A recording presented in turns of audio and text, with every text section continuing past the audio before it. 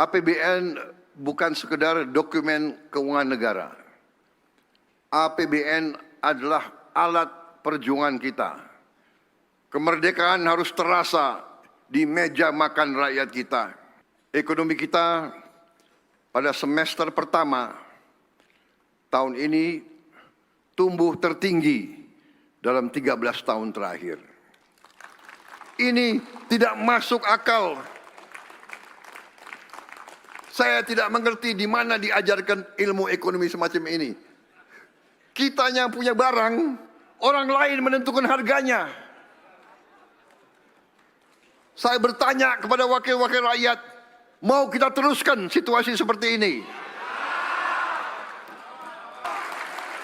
Dan saya katakan di sini, saya yakin saudara-saudara mendukung saya. Kalau mereka tidak mau bayar harga yang kita pasang, nggak usah beli. Lebih baik komoditas itu, nikel itu, timah itu, emas itu, semuanya biar di tanah untuk anak cucu kita. Saudara-saudaraku sebangsa dan setanah air, seluruh rakyat Indonesia yang saya cintai dimanapun engkau berada. Pertama-tama tentunya sebagai insan yang bertakwa, marilah kita tidak henti-hentinya memanjatkan puji dan syukur kehadirat Tuhan Maha Esa, Tuhan Maha Besar yang memiliki sekalian alam. Hanya kepadanya lah kita berdoa dan hanya kepadanya lah kita memohon pertolongan.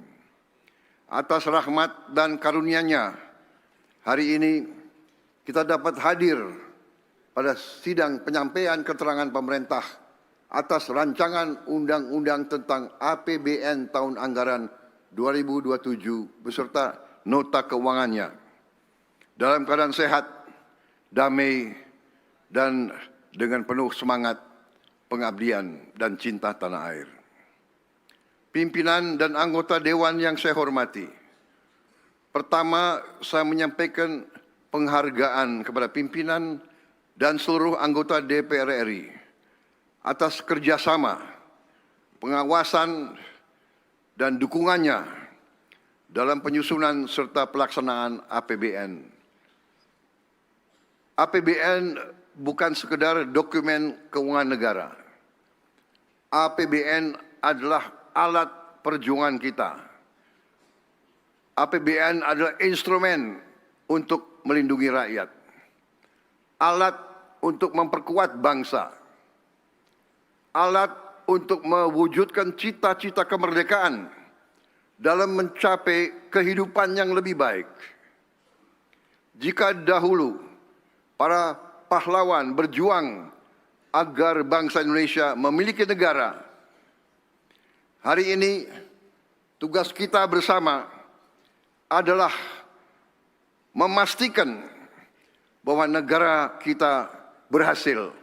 Negara kita dapat memberi peningkatan kualitas hidup bagi rakyat kita. Negara kita hadir dalam kehidupan setiap rakyat kita.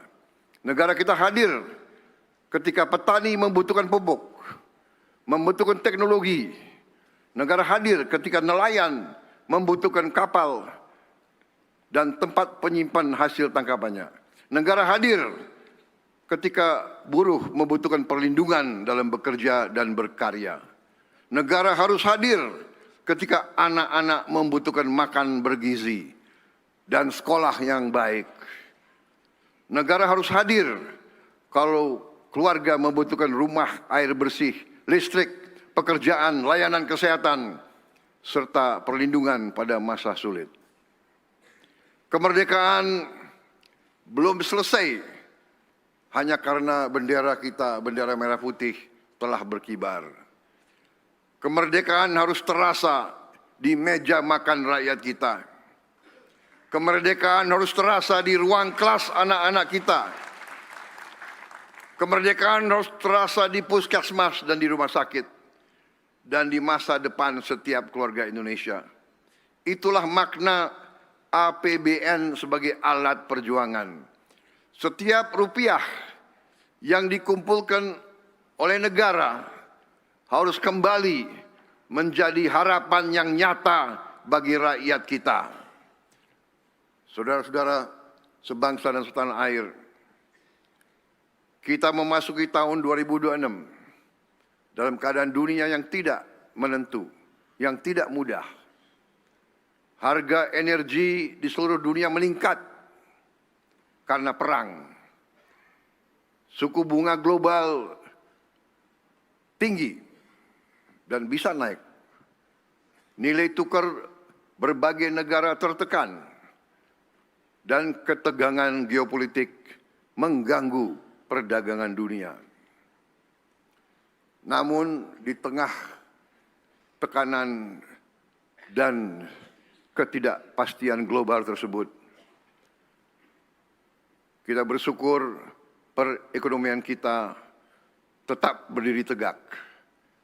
Ekonomi kita pada semester pertama tahun ini tumbuh tertinggi dalam 13 tahun terakhir. Inflasi masih tetap terkendali. Permintaan domestik tetap kuat. Yang lebih penting, APBN kita bekerja optimal. Hingga akhir Juli 2026, pendapatan negara tumbuh tinggi 21,3% dibandingkan periode yang sama tahun sebelumnya.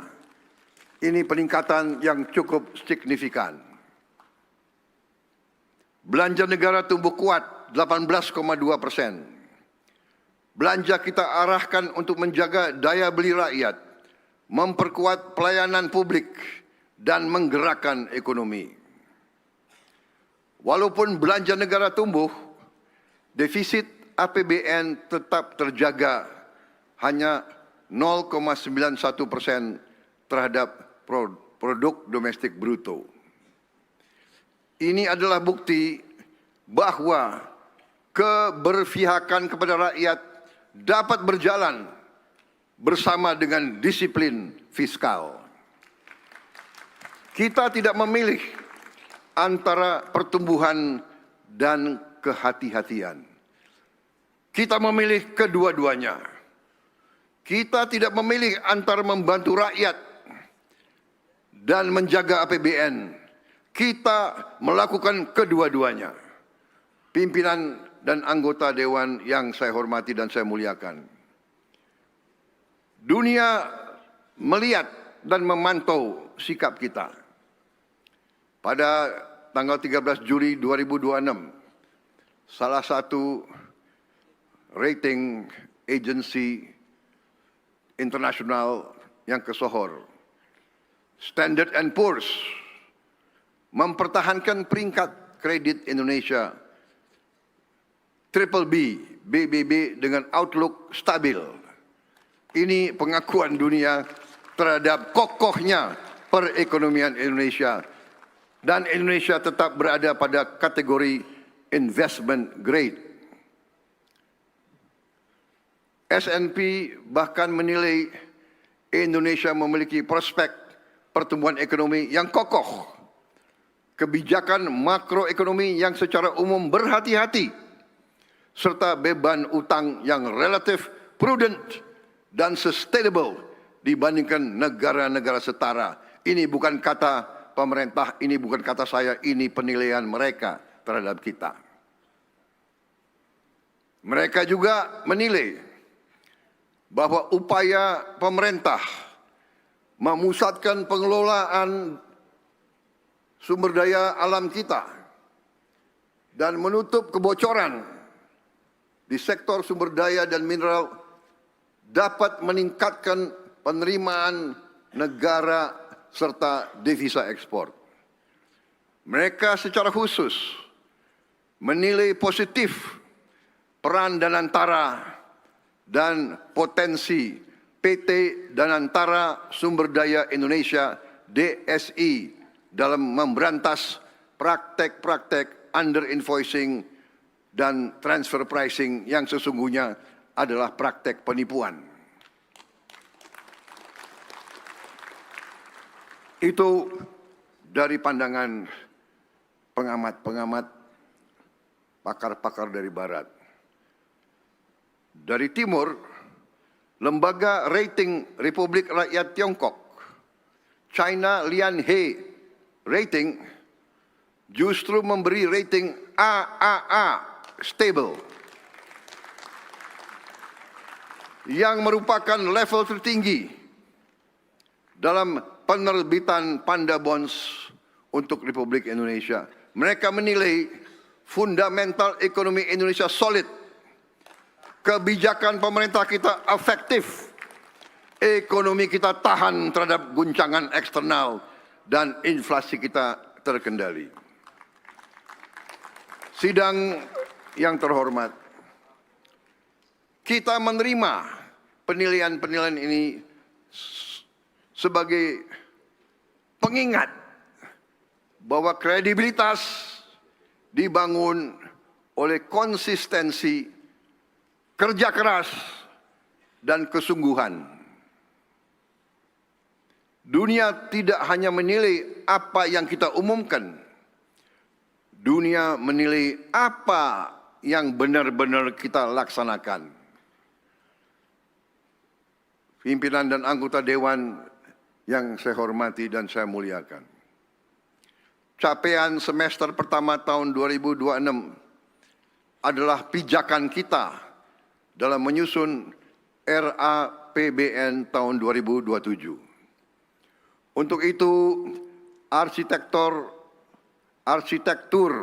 RAPBN tahun 2027 didesain tetap ekspansif, secara kolaboratif, terarah, dan terukur untuk mendorong pertumbuhan ekonomi lebih tinggi dan sejahtera lebih cepat.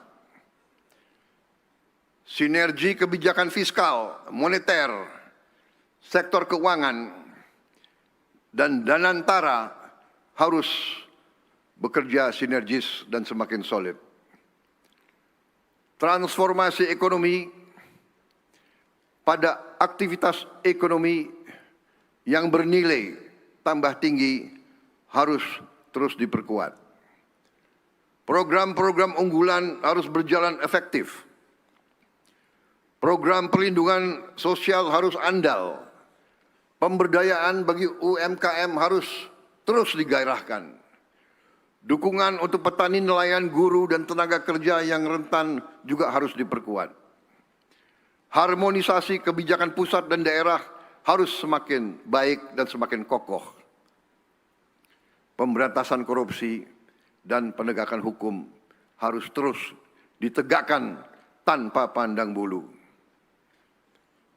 RAPBN tahun 2027 kita fokuskan untuk 8 program kerja prioritas nasional atau PKPN, yaitu kedaulatan pangan, kemandirian energi dan air, pendidikan, kesehatan, hilirisasi dan industrialisasi, infrastruktur, perumahan, dan ketahanan terhadap bencana, penguatan ekonomi kerakyatan dan pembangunan desa, serta penurunan kemiskinan. 8 prioritas tersebut didukung oleh penguatan pertahanan dan keamanan, penegakan hukum, tata kelola pemerintahan, percepatan digitalisasi, dan diplomasi ekonomi. Untuk menjalankan seluruh agenda tersebut, belanja negara tahun 2027 direncanakan sebesar 4.097,2 triliun rupiah, naik dari 3.842,7 triliun rupiah di APBN 2026. Pendapatan negara diperkirakan mencapai 3.426 triliun rupiah, naik dari 3.153,6 triliun rupiah di APBN 2026. Pembiayaan direncanakan sebesar 671,2 triliun rupiah dengan defisit sebesar 2,40% terhadap produk domestik bruto Dan ini akan kita usahakan untuk kita tekan lebih kecil lagi. Kita memahami bahwa defisit yang ideal adalah sekecil-kecilnya. Bahkan cita-cita kita adalah anggaran yang berimbang. Angka defisit ini turun dari rencana pembiayaan di tahun APBN tahun 2026, yaitu 689,1 triliun rupiah dengan defisit 2,68% produk domestik bruto. Pertumbuhan ekonomi tahun 2027 ditargetkan mencapai 6%, lebih tinggi dari target APBN 2026 sebesar 5,4%. Inflasi akan kita jaga pada kisaran 2,5%. Suku bunga SBN 10 tahun diperkirakan 6,9%. Nilai tukar rupiah kita berada pada kisaran 17.500 rupiah per 1 dolar Amerika Serikat. Harga minyak mentah Indonesia diperkirakan 75 dolar Amerika Serikat per barel. Lifting minyak kita targetkan 610.000 barel per hari dan lifting gas 954.000 barel setara minyak per hari. Dengan pertumbuhan yang lebih kuat dan APBN yang efektif, kemiskinan di tahun 2027 ditargetkan turun ke rentang 6,0 sampai 6,5% dari target APBN 2026 6,5 sampai 7,5%. Tingkat pengangguran terbuka tahun 2027 ditargetkan turun ke rentang 4,30 sampai 4,87%. Turun dari 4,44 sampai 4,96% di tahun 2026.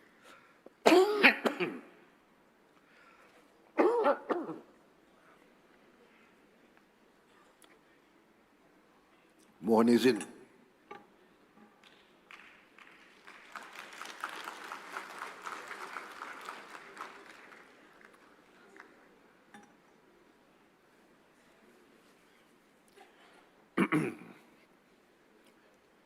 Rasio Gini kita targetkan membaik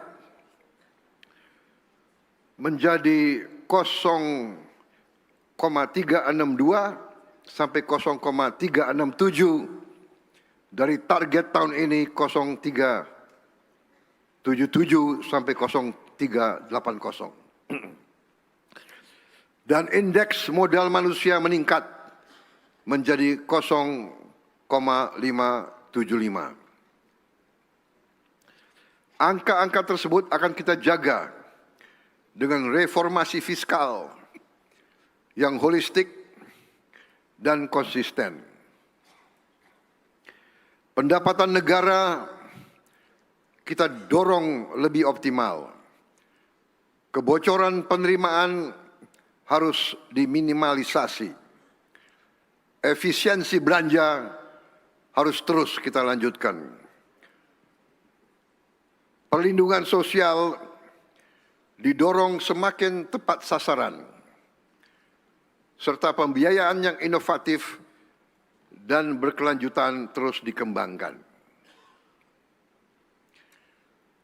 Saudara-saudara sekalian, angka-angka APBN kita sangat bergantung dengan angka-angka makroekonomi kita.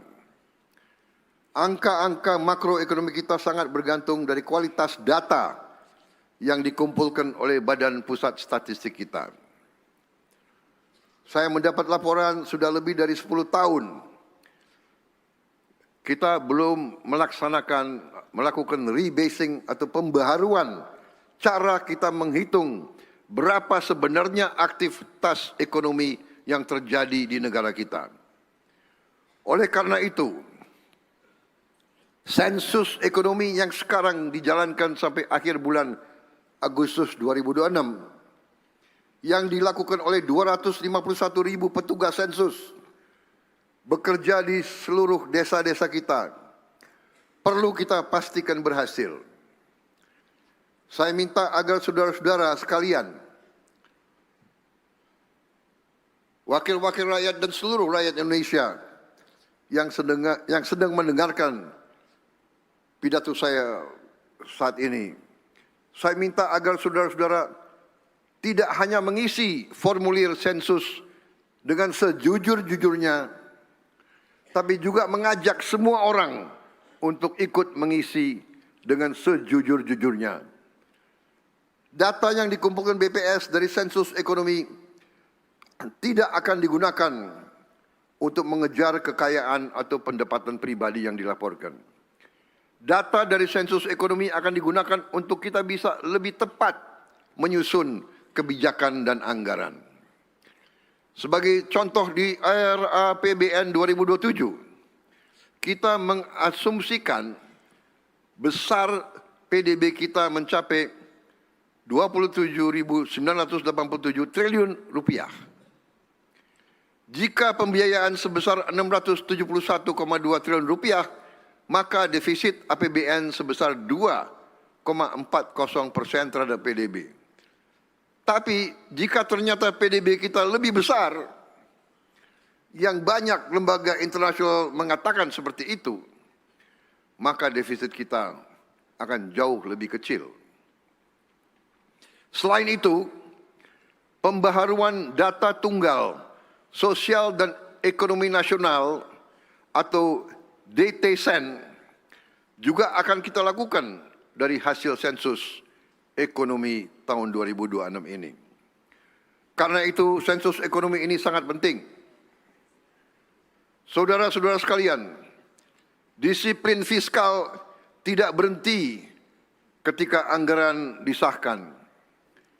Disiplin fiskal harus hadir sampai pada eksekusi setiap rupiah yang dibelanjakan. Selama ini terlalu banyak kementerian, lembaga, dan pemerintah daerah membeli barang yang sama, tapi membelinya sendiri-sendiri dengan harga yang berbeda-beda. Spesifikasinya sama, tapi karena prosesnya berulang dan mungkin berbeda-beda, jumlahnya terpecah, daya tawar negara menjadi lemah. Kita harus hentikan APBN digunakan membeli barang yang sama tanpa koordinasi, seolah-olah seperti ribuan pembeli yang tidak saling berbicara. Padahal kita semua adalah bagian dari negara kesatuan Republik Indonesia. Kita apakah pemerintah pusat, pemerintah daerah, atau pemerintah kabupaten kota, kita adalah pemerintah Republik Indonesia. Data Lembaga Kebijakan Pengadaan Barang dan Jasa Pemerintah LKPP menunjukkan bahwa konsolidasi pengadaan pemerintah daerah saat ini telah menghasilkan efisiensi 20,86%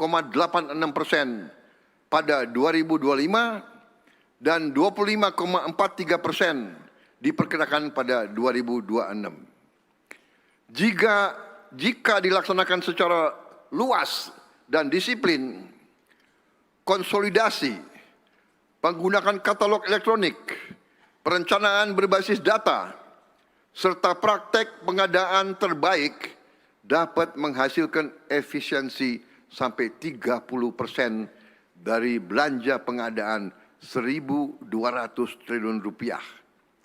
Artinya, efisiensi dalam 1 tahun bisa mencapai 360 triliun rupiah. Kita bisa bayangkan 20 miliar dolar. Ini bukan angka yang kecil. Kita bisa berbuat sangat banyak dengan 360 triliun. Dan ini adalah di tangan kita, saudara-saudara. Sebagai contoh, tahun lalu, layar pintar interaktif atau IFP yang selama ini dibeli oleh Pemda-pemda secara terpisah di kisaran harga 150 juta rupiah per unit. Setelah pembelinya kita konsolidasikan di Kementerian Dikdasmen, kita dapat membeli dengan harga 26 juta rupiah per unit.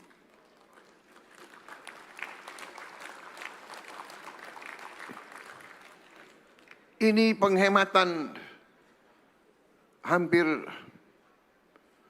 6 kali.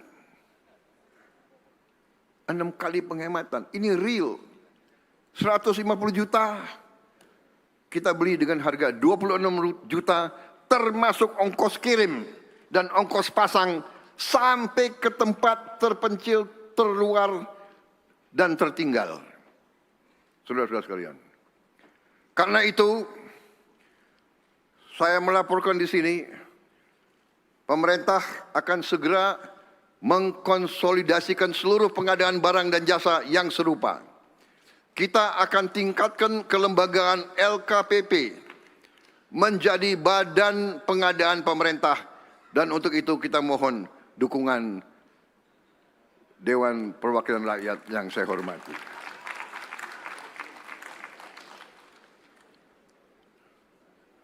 Tidak masuk akal berbagai badan, berbagai KL, berbagai pemerintah daerah membeli barang yang sama dengan harga yang berbeda-beda, bahkan harga yang lebih tinggi dari yang bisa kita capai. Kebutuhan berbagai kementerian, lembaga, dan pemerintah daerah akan dihimpun.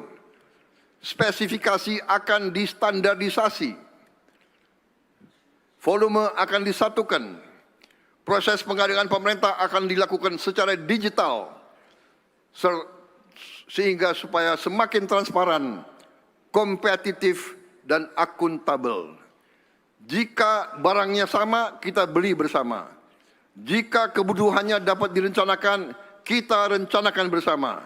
Jika negara dapat memperoleh harga dan mutu yang lebih baik dengan bekerja sama, tidak ada alasan untuk kita tidak lakukan itu.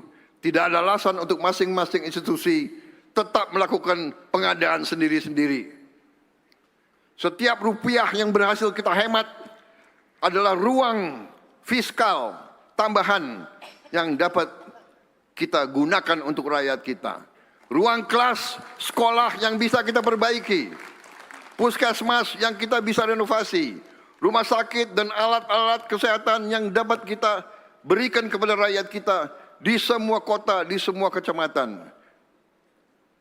Dan ujungnya kehidupan rakyat yang lebih baik.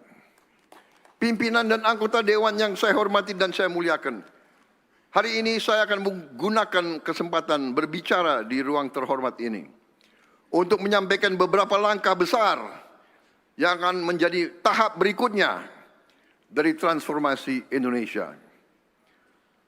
Pertama, kita akan memperbaiki seluruh puskesmas di Indonesia. Ternyata puskesmas kita sudah puluhan tahun tidak diperbaiki. Puskesmas harus menjadi benteng pertama yang menjaga kesehatan bangsa. Puskesmas adalah pintu pertama negara ketika rakyat sakit. Di sanalah ibu memeriksa kandungan, bayi mendapat imunisasi, anak diperiksa pertumbuhannya, penyakit dideteksi sebelum menjadi lebih berat. Mulai tahun 2027 pemerintah akan merenovasi 10.000 puskesmas di 7.280 kecamatan di seluruh Indonesia. Setiap puskesmas akan memperoleh anggaran perbaikan sekitar 4 miliar rupiah. Tentunya daerah yang lebih terpencil, daerah yang lebih terluar dan tertinggal harus mendapat lebih.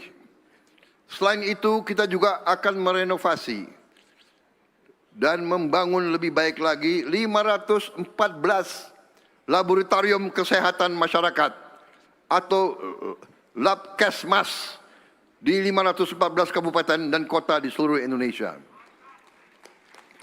Program renovasi puskesmas dan labkesmas ini harus selesai paling lambat pada tahun 2030. Rakyat tidak boleh menempuh perjalanan jauh hanya untuk memperoleh pelayanan kesehatan dasar. Negara harus hadir sedekat mungkin dengan tempat rakyat hidup. Untuk itu kita juga akan membuat ambulans udara dengan helikopter, dengan pesawat kecil yang bisa mendarat di lapangan-lapangan rumput, di lapangan-lapangan pasir, bisa mendarat di pinggir sungai, supaya tidak ada rakyat kita yang tidak bisa dievakuasi kalau dia sakit.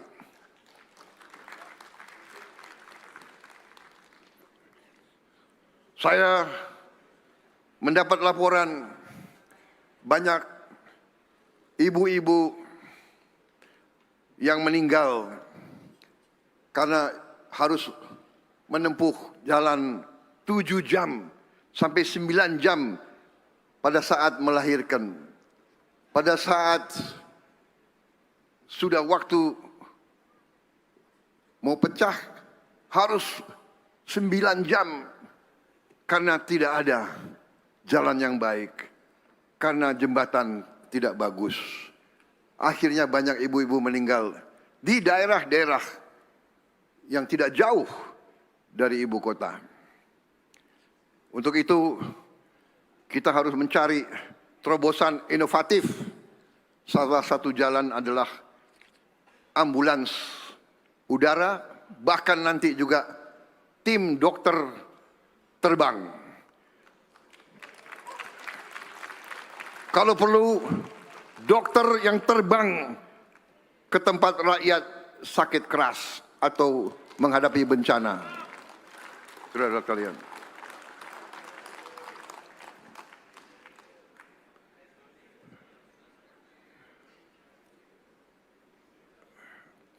Kedua, kita akan membangun dan merevitalisasi 441 rumah sakit umum daerah. Setiap dari 514 kabupaten dan kota kita harus memiliki rumah sakit yang canggih yang bisa menyelamatkan rakyat secepat mungkin. Langkah awal kita telah membangun 66 rumah sakit di daerah tertinggal, terdepan, dan terluar. Dan hari ini saya melaporkan dari 66 rumah sakit tersebut 22 sudah operasional.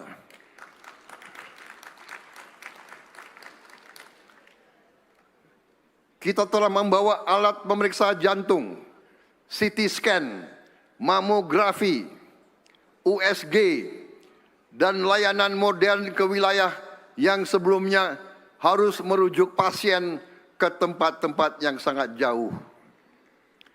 Rencana kita juga di setiap gerai Koperasi Merah Putih akan ada klinik di mana rakyat bisa dapat kesehatan layanan melalui jarak jauh. Saudara-saudara, tahap berikutnya jauh lebih besar. Pemerintah akan membangun revitalisasi 440 rumah sakit umum daerah agar setiap kabupaten dan setiap kota memiliki rumah sakit yang baik. RSUD tersebut akan kita perkuat terutama untuk menangani penyakit-penyakit penyebab kematian tertinggi. Kanker, jantung, stroke, ginjal, serta untuk pelayanan kesehatan ibu dan anak. Tidak boleh lagi seorang ibu kehilangan nyawa karena rumah sakit terlalu jauh. Tidak boleh lagi seorang ayah menjual seluruh hartanya karena harus berobat ke kota besar. Untuk memperkuat upaya ini, sebagaimana saya telah melaporkan, kita harus menghadapi dan menyelesaikan masalah kekurangan dokter umum dan dokter spesialis kita. Kita masih butuh tambahan 84.781 dokter umum. Kemudian 127.580 dokter gigi. Saudara-saudara sekalian. 481 kabupaten kota butuh tambahan 55.712 dokter spesialis. Karena itu kita telah membuka 9 fakultas kedokteran baru, serta 170 program studi spesialis dan subspesialis, baik yang berbasis perguruan tinggi maupun berbasis rumah sakit. Dan ini kita akan upayakan lebih banyak lagi.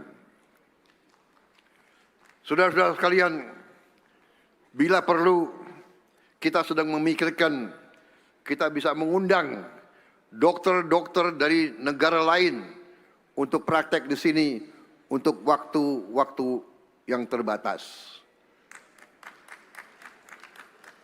Karena kalau kita menunggu lulusnya 187.000 dokter gigi, mungkin kita harus nunggu 4 presiden sesudah saya.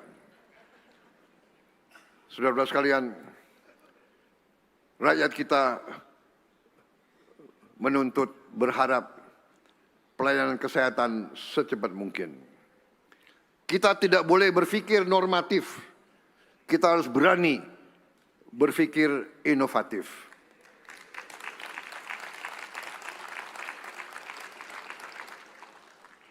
Ketiga, kita akan menyelesaikan renovasi seluruh sekolah yang membutuhkan perbaikan paling lambat tahun 2029. Bagi saya, negara wajib memastikan setiap anak sekolah belajar di sekolah yang aman dan bermartabat. Sekolah adalah tempat anak-anak Indonesia membangun masa depan mereka. Tetapi kita mengerti bahwa masih banyak anak-anak kita yang belajar dengan atap yang bocor, mungkin juga atap yang runtuh, dinding yang retak, toilet yang rusak, mungkin juga WC yang tidak ada, ruang kelas yang tidak aman. Keadaan ini tidak boleh kita wariskan. Program renovasi seluruh sekolah dan satuan pendidikan yang membutuhkan perbaikan akan terus dipercepat pada tahun 2007 dan 2008 dan harus selesai paling lambat tahun 2029. Ini adalah program renovasi sekolah terbesar dalam sejarah kita. Saudara-saudara sekalian, kita harus berani memasang target yang tinggi. Tidak boleh ada lagi cerita sekolah roboh. Tidak boleh lagi ada ruang kelas rusak yang dibiarkan rusak bertahun-tahun. Semua sekolah harus berada dalam kondisi baik, aman, bersih, layak untuk belajar. Semua sekolah harus punya kamar kecil yang layak.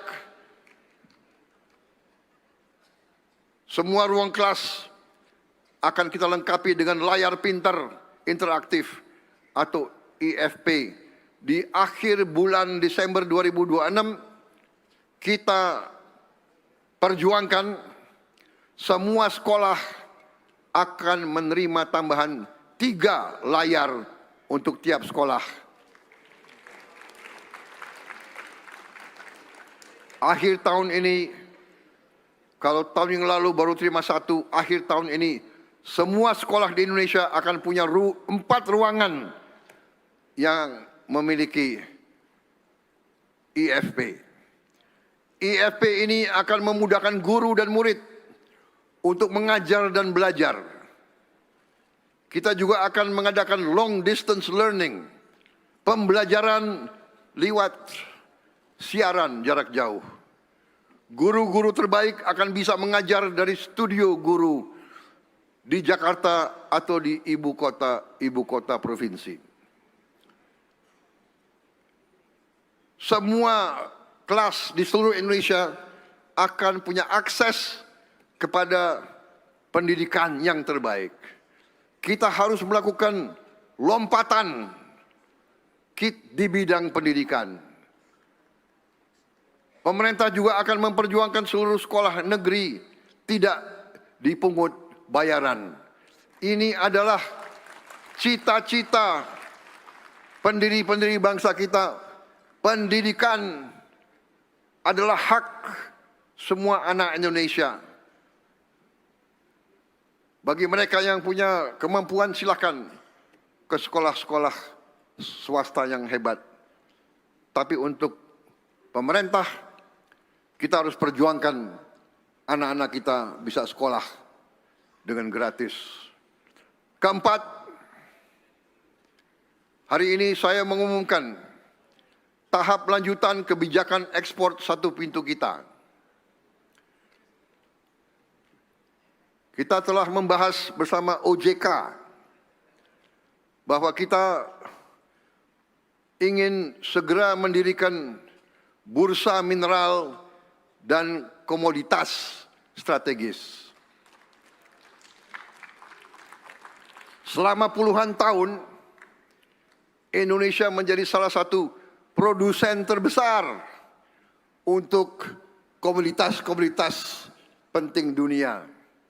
Kelapa sawit, nikel, timah, batu bara, emas, kopi, karet, dan berapa belas komoditas lainnya. Tetapi terlalu sering harga kekayaan kita yang keluar dari bumi dan keringat rakyat Indonesia justru harganya ditentukan di luar negeri, di negara lain, di bursa komoditas negara lain. Mereka yang tidak punya komoditas ini, masa mereka menentukan berapa harga komoditas itu? Ini tidak masuk akal. Saya tidak mengerti di mana diajarkan ilmu ekonomi semacam ini. Kita yang punya barang, orang lain menentukan harganya. Saya bertanya kepada wakil-wakil rakyat, mau kita teruskan situasi seperti ini?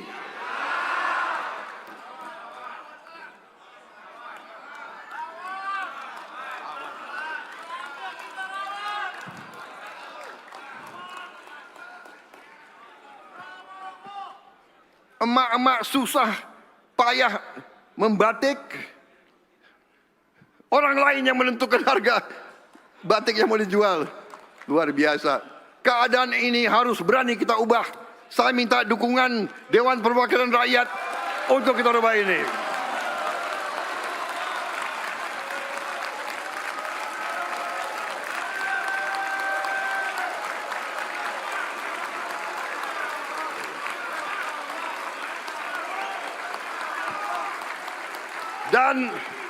Dan saya katakan di sini, saya yakin saudara-saudara mendukung saya. Kalau mereka tidak mau bayar harga yang kita pasang, nggak usah beli. Lebih baik komoditas itu, nikel itu, timah itu, emas itu, semuanya biar di tanah untuk anak cucu kita.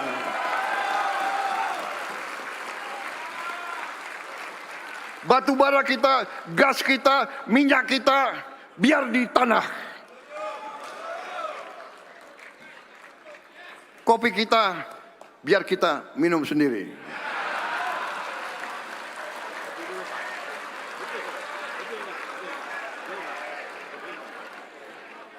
Tapi tentunya kita juga mengerti mekanisme pasar. Kalau harga terlalu tinggi, itu juga nggak masuk akal. Tapi yang penting bursanya ada di bumi Republik Indonesia.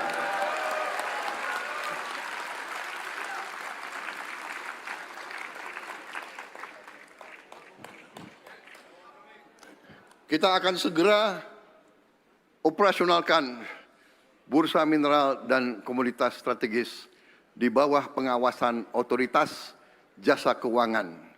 Rencana kita apabila OJK bekerja dengan baik, dan saya yakin OJK bekerja dengan baik, Ini emak-emak yang menguasai ekonomi kita sekarang ini. Rencana kita dengan dukungan DPR, kita rencanakan 1 Januari 2027 kita akan memiliki bursa komoditas sendiri.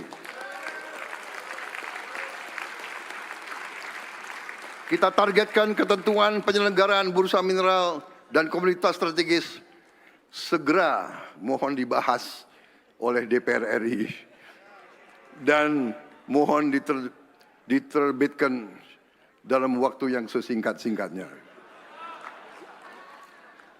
Saya terima kasih, sekarang sudah ada kerjasama yang sangat sinergis antara pemerintah dan DPR.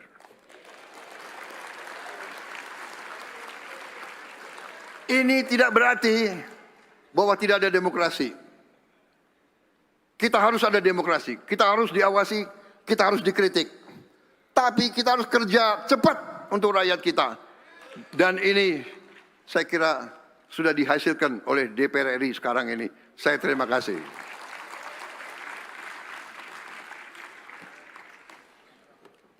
Dan terima kasih khusus sekali lagi untuk PDIP.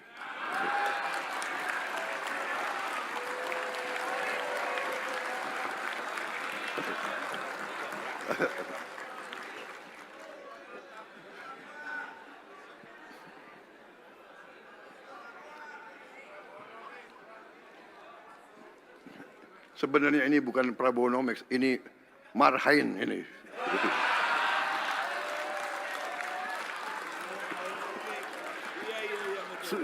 PDIP susah tidak mendukung ini soalnya itu.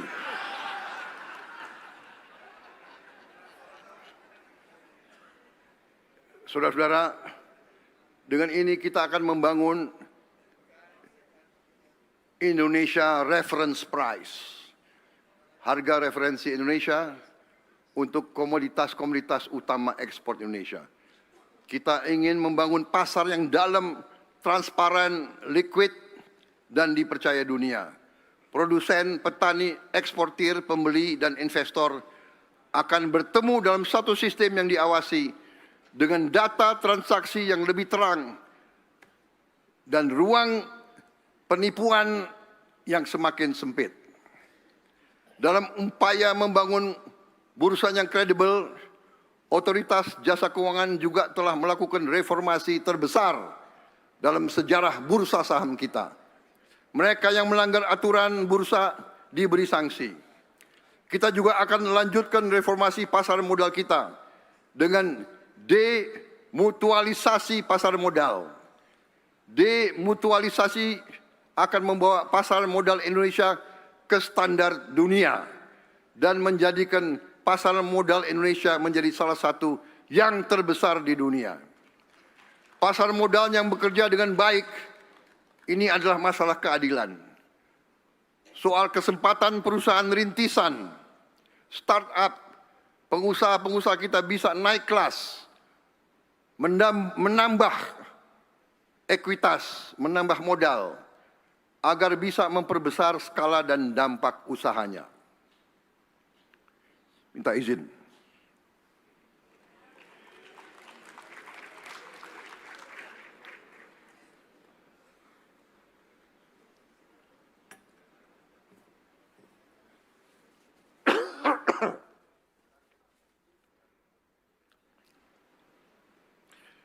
Dengan bursa mineral dan komoditas strategis dan bursa modal yang kredibel,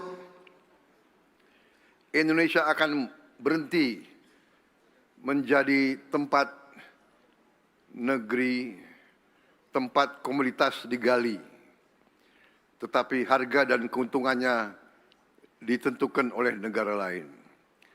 Kita bukan hanya ingin menjadi penghasil komoditas dunia, kita harus ikut menentukan harga komoditas dunia. Kita ingin jadi Indonesia tempat komoditas diperdagangkan. Kita juga akan mempercepat optimalisasi aset badan usaha milik negara kita. BUMN kita menguasai aset yang sangat besar. Sebagian bekerja dengan baik, sebagian belum menghasilkan manfaat dibandingkan dengan nilainya. Sebagaimana saya telah laporkan tadi pagi di majelis yang terhormat ini, kita telah menutup 290 BUMN yang tidak produktif dan tidak memberi nilai tambah untuk bangsa kita. Kita akan teruskan upaya optimalisasi BUMN hingga kita akan punya di akhir tahun ini maksimal 300 BUMN yang produktif. Kalau bisa lebih ramping, lebih baik. Selain itu, aset berupa tanah, gedung, jaringan, kawasan, dan fasilitas yang tidak dikelola optimal oleh BUMN tidak boleh dibiarkan tidur, sementara rakyat membutuhkan pekerjaan dan perekonomian membutuhkan investasi. Pemerintah akan mempermudah kerjasama pemanfaatan aset-aset BUMN yang belum optimal dioperasikan. Akan kita ajak pihak swasta melalui proses yang terbuka, kompetitif dan akuntabel, serta menjaga kepemilikan strategis negara. Kita akan membuka supaya aset-aset yang tidak produktif dikerjakan oleh BUMN bisa dikerjakan oleh pihak swasta di seluruh Indonesia. Kita harus belajar dan berani belajar dari negara lain. India telah menjalankan apa yang mereka sebut National Monetization Pipeline. Swasta diberi ruang mengoperasikan aset publik yang telah terbangun. Kepemilikan tetap berada pada negara. Modal yang diperoleh diputar kembali untuk membangun infrastruktur baru. Sebagai contoh, kalau ada bandara, ada airport yang kurang maksimal dioperasikan, kita bisa membuka peluang untuk swasta mengoperasikan itu. Tentunya kepemilikan tetap oleh negara, tapi kalau mereka bisa menjalankan dengan lebih efisien, lebih kreatif, lebih inovatif, menghasilkan manfaat, kenapa tidak? Saudara-saudara, sebagai contoh, sekarang ada integrasi antara penerbangan, perusahaan penerbangan, hotel, dan bandara. Kalau ini dioperasikan secara integratif, ini punya nilai tambah yang potensial bisa menambah income bagi kita. Saudara-saudara, itu akan kita rintis. Selanjutnya kita telah mulai dan akan membangun 100.000 megawatt atau 100 gigawatt energi dari matahari, energi surya. Pemerintah akan mempercepat penutupan pembangkit listrik tenaga diesel dan menggantinya dengan pembangkit listrik tenaga surya. Tahun ini kita akan bangun 30 gigawatt pembangkit listrik tenaga surya dan segera menghentikan 13 gigawatt pembangkit listrik tenaga diesel. Kita mendapat anugerah dari Tuhan Yang Maha Kuasa, sinar matahari yang hampir sepanjang tahun. Tidak masuk akal jika pulau-pulau yang terpencil kita harus menunggu kapal membawa BBM solar untuk memperoleh listrik. Ongkos ekonominya terlalu tidak efisien. Dengan PLTS kita juga bisa membangun kemandirian energi kita. Saudara-saudara, idealnya setiap desa bisa memiliki PLTS 1 megawatt. Ini ideal. Kalau desa itu mau siapkan lahan, kita bisa yakinkan bahwa mereka bisa dapat PLTS 1 gigawatt, atau saya ulangi, 1 megawatt satu desa. Saudara-saudara sekalian, Menko Perekonomian telah menghitung dengan PLTS 100 gigawatt, negara akan menghemat setidaknya 73,9 triliun rupiah setiap tahun dari penurunan biaya pokok produksi listrik kita. Belum lagi kalau kita tidak import BBM dari luar negeri lagi. Dengan 100 gigawatt, kebutuhan impor kita akan jauh berkurang dan kita bisa menghemat sangat banyak devisa. Ketujuh, hari ini saya umumkan rencana lokasi Indonesia Financial Center atau Pusat Finansial Internasional Indonesia, disingkat PFII.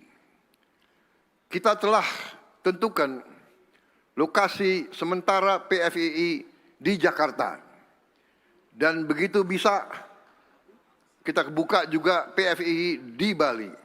Dan mungkin ada kawasan lain di bagian lain dari Republik Indonesia yang menarik bagi dana-dana besar dari luar negeri. PFII ini akan menjadi wajah baru pusat-pusat keuangan kita. Jakarta dan mungkin nanti Bali sebagai pusat keuangan, investasi, teknologi, finansial, arbitrase, dan penyelesaian sengketa komersial berstandar dunia. Kelembagaan PFII terdiri dari Dewan Pertimbangan, Dewan PFII, Lembaga Pengelola PFII, Lembaga Pengawas Jasa Keuangan PFII, Pengadilan PFII yang di bawah Mahkamah Agung, dan Lembaga Arbitrase PFII. Bahasa Inggris dapat digunakan sebagai bahasa kontrak. Prinsip hukum komersial dan standar internasional dapat kita adopsi.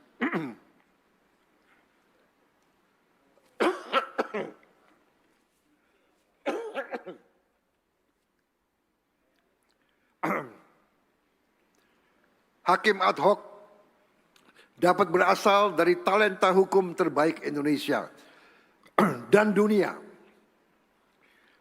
Kegiatan dapat mencakup perbankan, asuransi, pasar modal, derivatif, bursa karbon, bulian, fintech, keuangan syariah, family office, treasury center, dan manajemen investasi. PFII menyediakan kepastian transfer dan repatriasi modal secara laba, fasilitas perpajakan untuk kegiatan yang memenuhi syarat, golden visa, dan pelayanan perizinan yang kompetitif. Pada saat yang sama, aturan anti pencucian uang, transparansi pemilik manfaat, kewajiban perpajakan dan pertukaran informasi internasional tetap kita tegakkan. Kita membangun PFII agar modal dunia menemukan kepastian di Indonesia. Talenta terbaik bekerja di Indonesia dan transaksi atas kekayaan Indonesia diselesaikan di Indonesia. Untuk awalnya Jakarta dan Bali harus menjadi tempat modal dunia dihimpun dan masa depan Indonesia dibiayai. Selanjutnya hari ini saya ingin masyarakat mengenal Danantara Development Management Fund atau DDMF. Danantara adalah dana kedaulatan kita. Danantara harus menjadi instrumen pembangun kapasitas bangsa untuk puluhan tahun mendatang. DDMF adalah instrumen yang menyiapkan, mengembangkan dan membiayai proyek strategis jangka panjang yang penting bagi Indonesia, tapi belum dapat kita biayai dengan investasi komersial jangka pendek. Dan juga kita hindari harus dibiayai oleh APBN. Melalui DDMF, dana kedaulatan Indonesia akan ditanamkan secara disiplin dan profesional. Sebagai contoh, pada proyek mobil nasional, kita rencanakan mobil nasional kita produksi secara massal di akhir tahun 2028. Fasilitas sudah dibangun di daerah Subang. Proyek motor nasional juga telah kita luncurkan. Ekosistem motor nasional sudah bekerja. 2 perusahaan swasta besar telah bekerja. 2 BUMN juga telah mulai produksi motor listrik. Kita juga harus membangun giant seawall, tanggul besar untuk mengamankan pantai utara Pulau Jawa. Ini mutlak harus kita lakukan. Jangan kita tunggu bencana datang. Kita harus belajar dari negara lain. Negara Belanda membangun infrastruktur pelindungan jangka panjang tanpa perlu menunggu bencana. Giant seawall di Belanda kini melindungi jutaan penduduk Belanda dan menjadi simbol kemampuan teknologi nasional Belanda. Giant seawall kita di pantai utara Jawa harus kita bangun segera dan menjadi sabuk perlindungan bagi jutaan warga Pantura Jawa untuk menyelamatkan puluhan ribu hektar yang sudah mulai tenggelam oleh naiknya laut. Selain itu, giant seawall kita di pantai utara Jawa harus menjadi infrastruktur air bersih. Harus menjadi jalur pertumbuhan baru. Dan proyek rekayasa yang membangun kemampuan anak bangsa. BRIN telah menghasilkan terobosan teknologi yang akan kita gunakan untuk giant seawall ini. Proyek giant seawall ini akan butuh 15 hingga 20 tahun untuk kita selesaikan pembangunan giant seawall ini. Ini waktu yang lama. Saya tidak tahu presiden keberapa yang akan meresmikan. Tapi saya bertekad presiden ke-8 akan mulai proyek ini. Pembangunan ini kita rencanakan dibagi 15 segmen. Dari Banten sampai Jawa Timur, sampai Gresik. Kalau tidak, Gresik. Dan jika dilaksanakan serentak, sesungguhnya mungkin berkurang dari 20 tahun. Apapun, kita harus berani mulai. Ini menyangkut hajat hidup puluhan juta rakyat kita yang hidup di Pantura.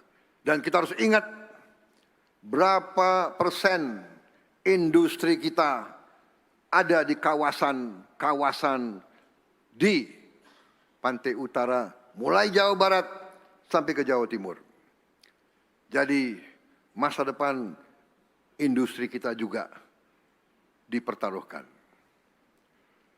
Tadi saya sebut kita akan percepat proses elektrifikasi mobilitas rakyat.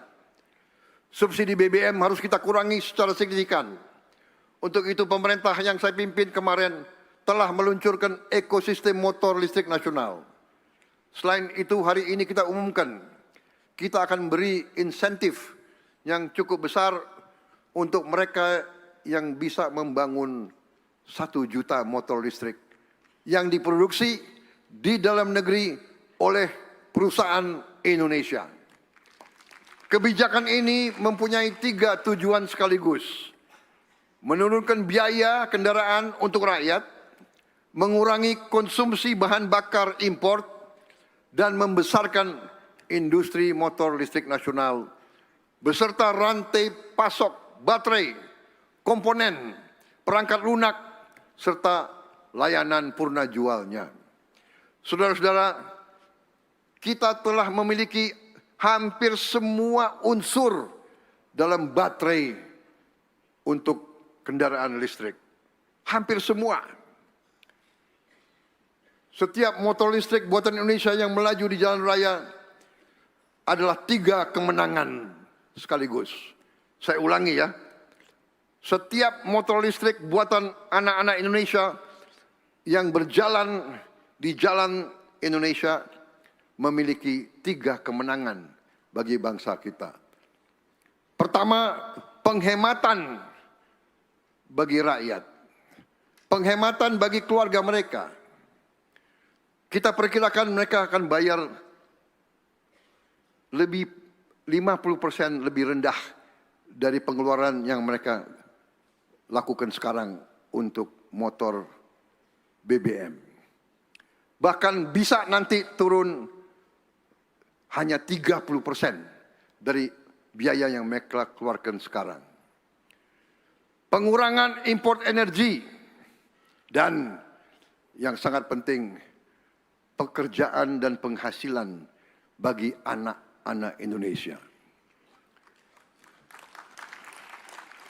Ke-10, hari ini saya sampaikan ke Dewan saran pemerintah Indonesia, saran kami untuk kita izinkan dui kewarganegaraan bagi talenta-talenta tertentu yang dibutuhkan oleh bangsa Indonesia. Indonesia memiliki jutaan diaspora. Di antara mereka terdapat ilmuwan yang hebat-hebat. Dokter, insinyur, ahli kecerdasan buatan, peneliti, pengusaha, seniman, atlet, terutama pemain bola, profesional kelas dunia. Sebagian terpaksa mengambil kewarganegaraan lain karena kebutuhan karier, keluarga, atau pengabdian mereka di luar negeri. Kita tidak boleh memaksa talenta terbaik Indonesia memilih antara kesempatan berkarya di dunia dan ikatan mereka kepada tanah air. Hari ini pemerintah akan mengajukan kepada sidang yang terhormat ini perubahan undang-undang untuk membuka kewarganegaraan ganda secara terbatas bagi mereka yang memiliki talenta istimewa dan dapat memberi sumbangan luar biasa bagi kepentingan nasional. Kebijakan ini akan kita rancang dengan selektif terukur, disertai uji integritas, kewajiban yang jelas, serta perlindungan penuh terhadap keamanan dan kepentingan negara. Saudara-saudara sekalian, pimpinan dan anggota Dewan yang saya hormati dan saya muliakan. Seluruh kebijakan yang kita lakukan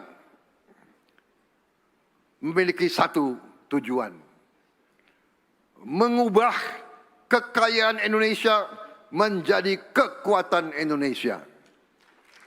Renovasi 10.000 puskesmas, pembangunan 441 RSUD, perbaikan seluruh sekolah dari Sabang sampai Merauke, dari Miangas sampai Rote, akan memastikan negara hadir dalam kebutuhan paling dasar rakyat. Bursa komoditas akan memperkuat kedaulatan rakyat, meningkatkan penghasilan negara. Optimalisasi aset BUMN akan membuat kekayaan negara lebih produktif. Indonesia International Financial Center atau PFI akan menarik modal dan talenta global. DDMF kita bentuk untuk membiayai proyek lintas generasi. Subsidi motor listrik dan mungkin nanti mobil listrik akan menciptakan pasar bagi industri nasional. Kebijakan kewarganegaraan secara terbatas akan memanggil pulang kemampuan terbaik dari diaspora kita dan juga talenta-talenta terbaik untuk memperkuat bangsa Indonesia. Kita tidak sedang membangun ekonomi yang hanya besar dalam statistik.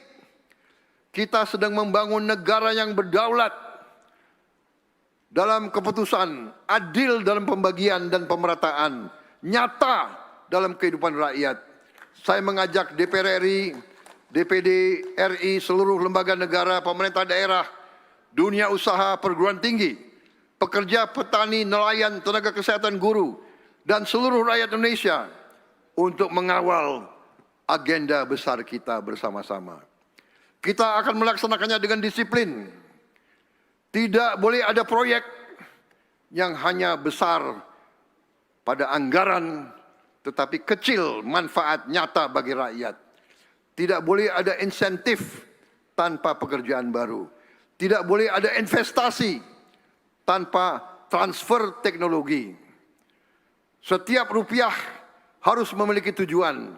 Setiap kebijakan harus memiliki ukuran. Setiap pejabat harus memiliki pertanggungjawaban.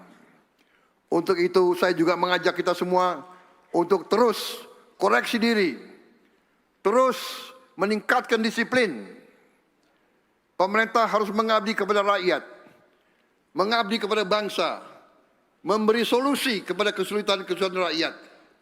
Tugas pemerintah yang paling utama melindungi segenap tumpah darah rakyat dari semua ancaman. Ancaman kemiskinan, ancaman bahaya fisik, ancaman pemutusan hubungan kerja, dan berbagai ancaman lain. Ancaman kelaparan, ancaman tidak dapat pelayanan kesehatan. Pemerintah di semua tingkatan, tidak hanya pemerintah pusat, pemerintah daerah, pemerintah provinsi, pemerintah kabupaten kota, ya, pemerintah desa. Kita harus menghilangkan praktek-praktek korupsi, penipuan, markup, penggelembungan dalam pembelanjaan. Tadi sudah saya sebut, kita akan buat satu lembaga yang mengkonsolidasikan semua pembelanjaan pemerintah di satu lembaga.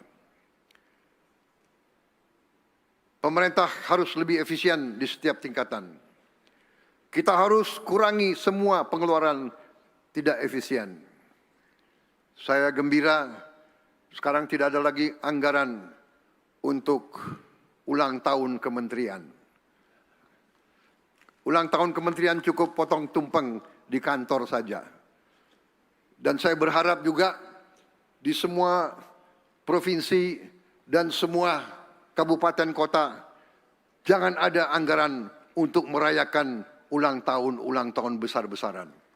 Lebih baik perbaiki sekolah, perbaiki rumah sakit, tingkatkan gaji guru daripada seremoni upacara.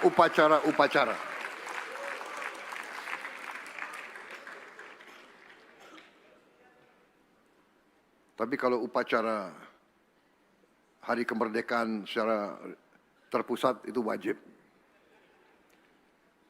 Pimpinan dan anggota dewan yang saya hormati, demikian keterangan pemerintah atas rancangan undang-undang tentang anggaran pendapatan dan belanja negara. Tahun anggaran 2027 beserta nota keuangannya. Besar harapan saya agar pembahasan RAPBN 2027 dilaksanakan secara terbuka, konstruktif, berorientasi sepenuhnya kepada kepentingan rakyat dan bangsa. Semoga Allah SWT senantiasa memberi rahmat, petunjuk, taufik dan hidayah kepada kita sekalian, memberi kekuatan kepada kita semua dalam menjalankan amanah harapan seluruh rakyat Indonesia. Dirgahayu Republik Indonesia tercinta. Sekali merdeka, tetap merdeka. Sekali berdaulat, terus berdaulat. Merdeka! Terima kasih. Wassalamualaikum warahmatullahi wabarakatuh. Salam sejahtera bagi kita sekalian. Om Swastiastu, Namo Buddhaya, salam kebijakan, Rahayu Rahayu. Selesai.